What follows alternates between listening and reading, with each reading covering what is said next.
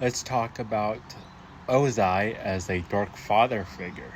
The Dark Father is a archetype in Jungian psychology. In their book Rediscovering the Archetypes of the Mature Masculine, Robert Moore and Douglas Gillette lay out the 4 archetypes that lay out the mature masculine psyche. That is king, magician, lover, and warrior.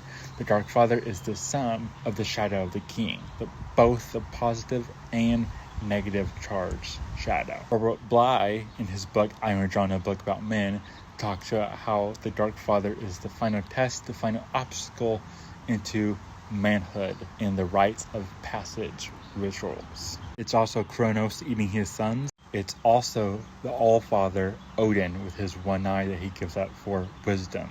Of course, talking about eyes, Zuko has a scar over one of his eyes given to him by his father, Ozai. After Zuko speaks out in a war room out of concern for the loyal Fire Nation soldiers that they was essentially sending to their deaths, having that compassion, Ozai saw that as a weakness, so he wanted to teach Zuko that lesson that if you're going to have compassion, shared suffering for the soldiers, you will have to suffer as well, and you do not speak out against my authority. Here's what Haven AI has to say about the Dark Father. Of course, it brings up Lucifer and Isaiah. Here's more of what Haven AI has to say. Of course, the Dark Father, the authoritative side, is the right-hand path. You have the left-hand path, the right-hand path, and the middle path. The middle path is, of course, the hero's way.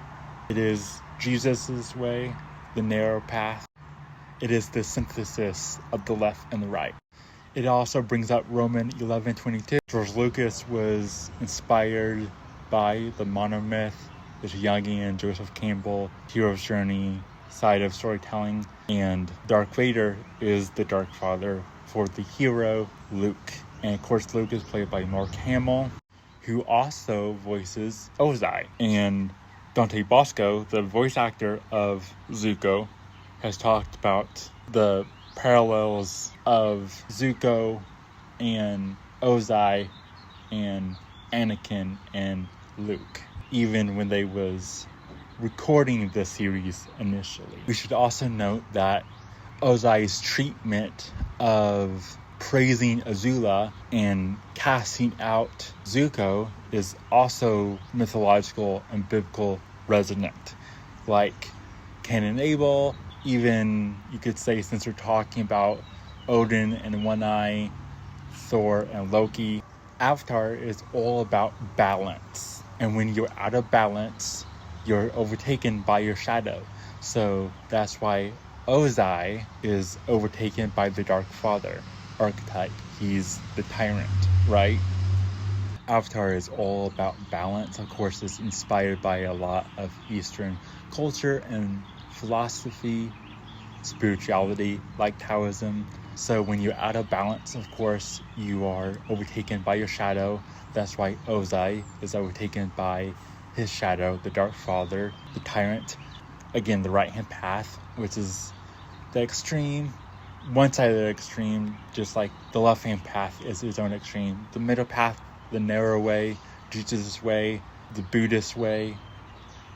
The obstacle is the way, as the Stoics say, is the synthesis. In a general sense, you could say that in the original series, after The Last Airbender, fire represents the hard masculine, air is the soft masculine, earth is the hard feminine, and water is the soft feminine.